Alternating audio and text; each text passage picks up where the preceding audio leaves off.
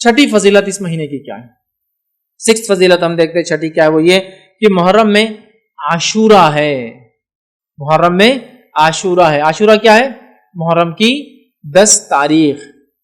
محرم میں عاشورہ ہے، اور عاشورہ کیا ہے؟ محرم کی 10 تاریخ ہے، یاد رکھیں. آئیے اس کے تعلق سے بھی کچھ باتیں ہم سیکھنے کی کوشش کرتے ہیں.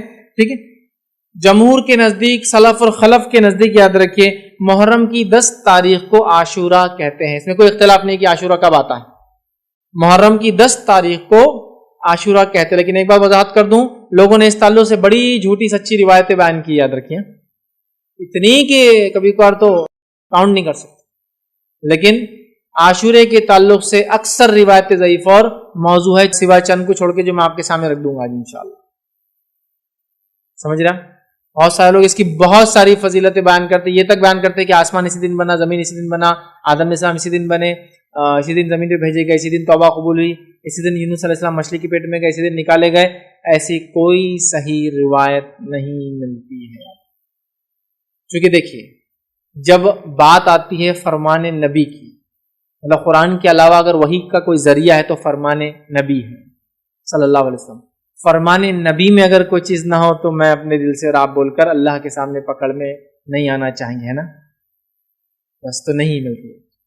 افضل دن ہے، لیکن بہت سارے لوگ جو بتاتے ہیں وہ نہیں. ہاں یہ تو حدیث کے اندر واضح ہے کہ اللہ تعالیٰ نے آدم علیہ السلام کو جمعہ کے دن بنایا، آدم علیہ السلام کے دن جمعہ کے دن روح پھونکی گئی، آدم علیہ السلام جو جمعہ کے دن ان کی خطا معاف ہوئی، وہ دنیا کے اندر قدم رکھے تو وہ جمعہ کا دن تھا، اور قیامت جمعہ کے دن آئیں گی. یہ ساری چیزیں تو ہے، وہ جمعہ کے لیے، بس محرم کے لیے نہیں، عاشورے کے لیے نہیں.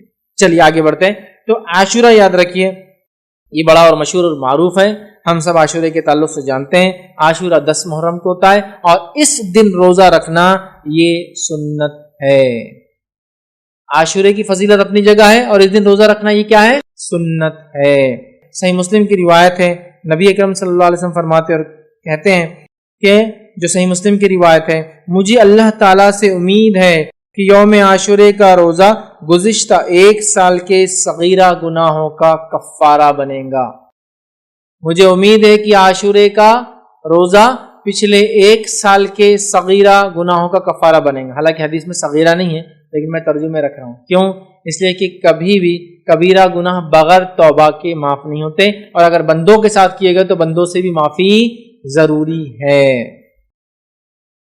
جہاں بھی حدیث میں الفاظ آتے ایک روزہ، جیسے کہ ذوالحجہ کا 1 روزہ پچھلے 1 سال اور آگے آنے والے 1 سال کے گناہوں کا کفارہ ہے، اسی طرح عاشورے کا روزہ یہ گزشتہ 1 سال کے. لیکن یہاں جتنی بھی ایسی باتیں آتی یہ سب صغیرہ ہے. جیسے حدیث میں الفاظ ہے ایک نماز سے دوسری نماز کے بیچ میں ہونے والے گناہ نماز کی وجہ سے معاف ہوتے ہیں، یہ صغیرہ ہے. جمعہ سے لے کر جمعہ، مطلب ایک جمعہ سے لے کر انسان کنٹینیوس نمازیں پڑھتا ہے اگلے جمعہ تک، تو بیچ کے تمام گناہ معاف ہو جاتے، اس سے مراد صغیرہ ہے. کبیرہ گناہوں کے لیے توبہ واجب ہے، ضروری ہے، کمپلسری ہے.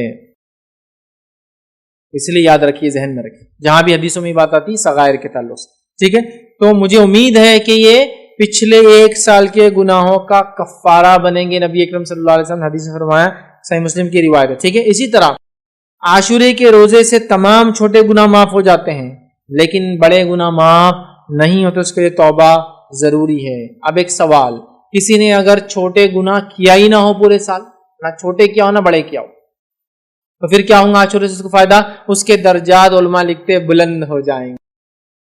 چھوٹے بھی گناہ نہیں کیا، بڑے بھی گناہ نہیں کیا، اس کے درجات بلند ہو جائیں گے. یاد. اسی طرح اگر کسی نے چھوٹے گناہ نہیں کیا ہو اور بڑے ہے اس کے اکاؤنٹ میں، تو علماء لکھتے انشاءاللہ عزیز ان بڑے گناہوں کے شدت میں انشاءاللہ اللہ تخفیف کریں گا.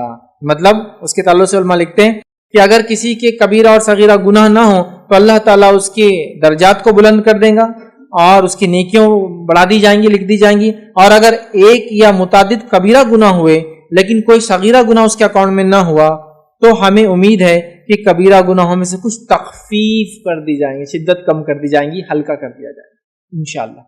ٹھیک، تو بہرحال تو کسی نے اگر صغیرہ کیا نہ ہو نیکی ملیں گی، درجات بلند ہوں گے، اور کبیرہ ہو صرف اکاؤنٹ میں، صغیرہ نہ ہو تو انشاءاللہ تخفیف کی امید کی جا سکتی ہے انشاءاللہ. ٹھیک.